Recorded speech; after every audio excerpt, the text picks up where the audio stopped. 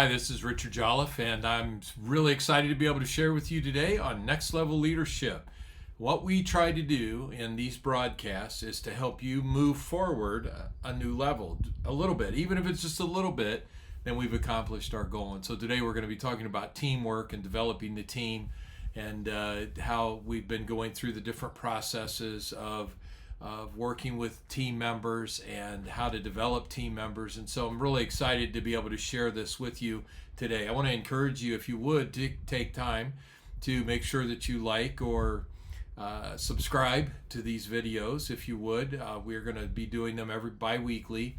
And so we just continue on. We don't finish anything. We've got so much information that we just want to just share a little bit, kind of give you some opportunities of how to use this in your profit or nonprofit organization as you're developing your team.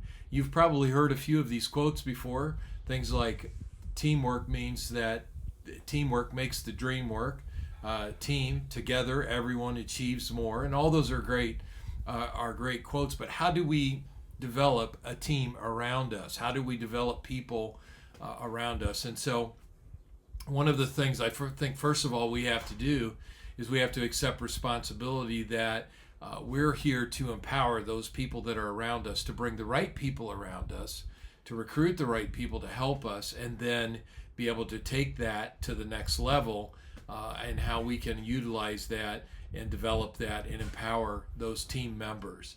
Now, next week, we'll talk a little bit about the 6 geniuses, and we'll go through that in our next broadcast, We'll talk a little bit about the 6 geniuses and how important that is, because that really talks a lot about how to bring the team together and how to help them all work together, utilizing their gifts, their talents, and their abilities in a much better way. And so we'll get into that here in a couple of weeks. But I want to just kind of lay out some things to you today that I think they're very basic, but they're things that have helped me, at least, working with teams. And I've developed teams, as I've shared with you before, in profit and nonprofit organizations, and large teams, big groups of people that we've had to work with, and developing a 2-tier leadership system where everybody has somebody that can step in to do their role.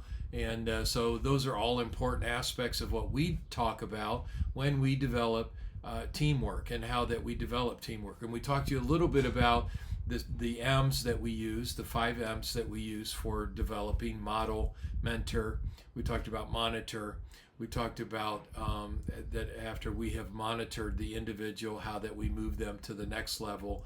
We become the motivator. We release that. And then the last one is that we teach them to be multipliers, too deep, and developing the leadership that are around them. So here's some ways, some practical things that we can do to help develop leadership that is around us, to develop a strong, effective team. We hear a lot of different, I think it is important to talk about how we describe those who are working together with us, because if you say, this is my staff, this is my team, these are my partners, all of those carry with them different images and ideas of how we describe the team that's working with us. And I love team. You could see over my head there is a picture of me in high school shaking the hand of Paul Silas, who was at that time playing for the Boston Celtics and was the leading rebounder for the Boston Celtics. The Celtics were an incredible team. They had John Havlicek. Paul Silas was on it. Each team member had an amazing role that they played. Silas was more known, Paul Silas, for his rebounding, and he and I were about the same height. He was more known for his rebounding and defense, and so that was his part on that team. John Havlicek was an amazing scorer. They had other players that were on that team that could just do. Dave Cowan was on that team, who was I think he was like a 6'10" center. And so each player had a different role that they played, but as they recognized that role, they developed that role and worked together with those that were around them. They weren't jealous of each other's abilities. Silas was not a major scorer. He scored, because he was an offensive rebounder, and he could shoot, but it wasn't his claim to fame. He wasn't a slam dunker. He barely, I don't know if he ever did dunk it when he played.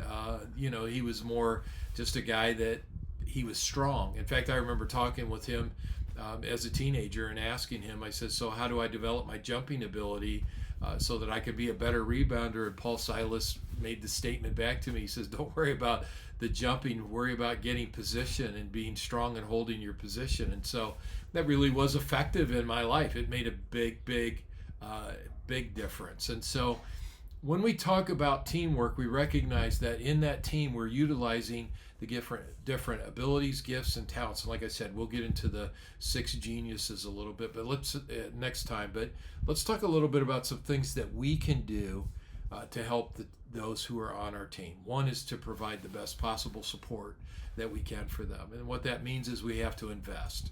You have to invest in team members. You have to invest time.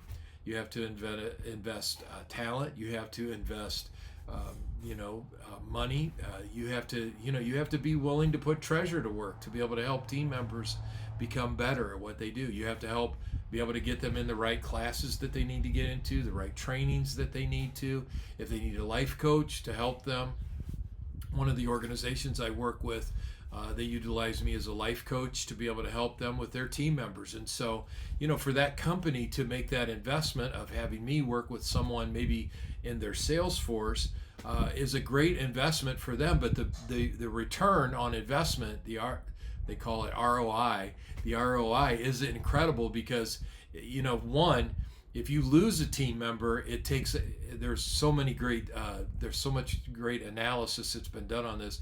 If you lose a team member, what ends up happening is it costs you a lot of time, and it actually costs you a lot of money because of the loss of that person, that you have to retrain somebody, you have to go through this whole process again, and getting that across. So when we talk about that we're going to develop the team, we got to give them the best possible, absolutely the best possible support that we can, so that they can do the best possible job that they're capable of doing. And so that means we have to make investment. And sometimes life coaching is part of that. And I appreciate some of these companies that they see the value of that just a couple of hours, maybe a month with an individual can really move them up and turn them from being $100,000 salesperson to $500,000, and that just makes a lot more money for the company and makes a lot more money for them, and everybody's happy. And so, but it's an investment to be able to do that, and of time, energy, and resource. So I think that's one aspect of it. I think also that we provide the best possible support by being loyal to our team members, that we're not talking bad about them behind their back. We're not getting involved in the water cooler discussions about people. We don't let other people make derogatory comments about other team members. There's a loyalty that has to develop within the team, and that's that mutual respect that we each have for each other and what we're striving to accomplish together as a working group, doing this together instead of separate. And so I think these become really important. I think aspects of what we do. I think another one that's very, very important is that we provide encouragement. Team members need encouragement. I like encouragement. When you click that subscribe or you click that like button, or you send a little note and say, hey, this was really great, thank you for sharing this with us, it helps me. It helps me to be able to do my job. I'm a pretty encouraged person, but I still like to get encouragement just like everybody else. And so I just really think it's important for us to allow that to happen in our life, that we're allowing that kind of encouragement to take place, allowing to give encouragement. And here's my principle with this: do it privately and do it publicly. And public will always carry with it more weight than private. When you bring a team member in front of other team members and say, man, John did a tremendous job with this. This is great, John. We just applaud the work that you did to make this happen. Or you say you're introducing them to someone and say, this is someone from our sales team, one of our great salespeople, or a manager, or whatever that position might be. You're encouraging them, and the public will always carry with it a ton more value than the the private. When we encourage somebody privately, I mean, it's nice and they like it, but man, you're really putting yourself out there when you do it publicly. And so I just encourage you to think about that public encouragement, especially with your team members. If you're in a nonprofit organization, to make sure that you're publicly saying, hey, we're so grateful for the service that people are putting in. A lot of times in nonprofits, it's a volunteer basis, and so we encourage them by public affirmation for what they're doing. And so I think that's really that's definitely a positive thing of investment that we can do. I think providing vision is a very important aspect as well. Where are we going? What are we trying to accomplish? How do we know we're getting there? Those are not easy questions always to answer. Sometimes even the leader doesn't know what all that is, and so you have to take some time to think about it. But how will we know when we get to that destination? What will that look like? What are we trying to strive together to make happen here? And what does a good team look like working together? A good team, just as a thought with that, doesn't mean that everybody's always agreeing all the time, that you got a bunch of yes people around the table going, yes, yes, yes, yes, yes, that's great, let's do that. Sometimes you've got people around the table that maybe see it from a different angle and provide kickback. The more mature we become as leaders, the more we are grateful for the kickback. When people say, hey, have you thought about this? Did you know that could create this kind of a problem? Those are the kinds of things I think that we have to allow to have happen and give permission for that to happen. We provide vision as leaders by saying, look, this is where we're going. This is what we're trying to accomplish. This is how we'll know when we get there. This is what this is all going to look like. In fact, it says, there's a great proverb in the Bible that says that without a vision, people perish. Without it, they perish. They're gonna that word perish means they cast off restraint to go any which way. They don't know where to go, so they're just, it's just kind of aimless work. They forget completely what they're doing. And I think that becomes really important for us as leaders to recognize that people aren't required to come up with their own vision. We're required by the system to come up with the vision of, this is what looks good. This is what is important. We have a lot about here today in our world about purpose and finding purpose. Really, purpose is derived out of vision. Where is it that we want to go? That really speaks to us. I know I've worked with some people before that they just totally lost their vision. Therefore, they lost their purpose. Why am I even doing this job?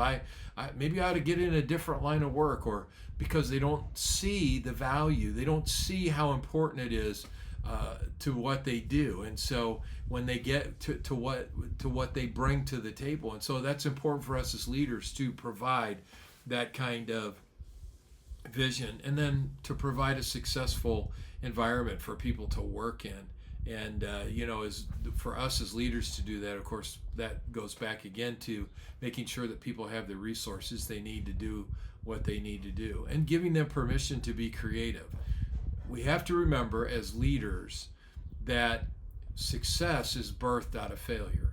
It's through the mistakes that are made that we learn how to be successful. And so I think, if you're looking to hire or to have someone on your team that makes no mistakes, good luck, because that's not going to happen. You didn't learn that way, and they're not going to learn that way either. And so you have to take the time to be able to invest into them and realize that, hey, if they screw up, then they screw up. A friend of mine had a TV station that was broadcasting over the Little Rock, Arkansas area, and they had a major amplifier that had to send the signal out through the antenna, and they have to have an engineer actually on staff all the time to be able to service that amplifier that pushes out to the antenna, and so it's required by the FCC. So he shows up at this friend of mine's office and says, I'm resigning. And he says, well, why are you resigning? He said, well, because I made a mistake and I actually touched the one tube and I shouldn't have, and it's a $50,000 tube. And so here's my resignation. I'm sorry, I broke it, and it's cost the business $50,000. And the leader looked at the guy and says, well, don't quit.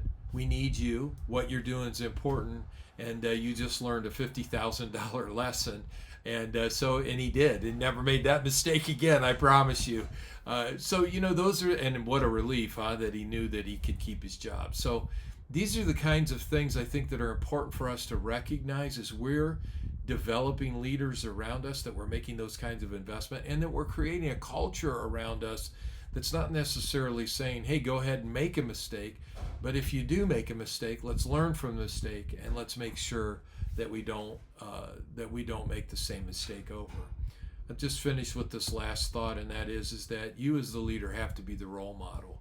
Your work ethic is what will be contagious among those who are around you.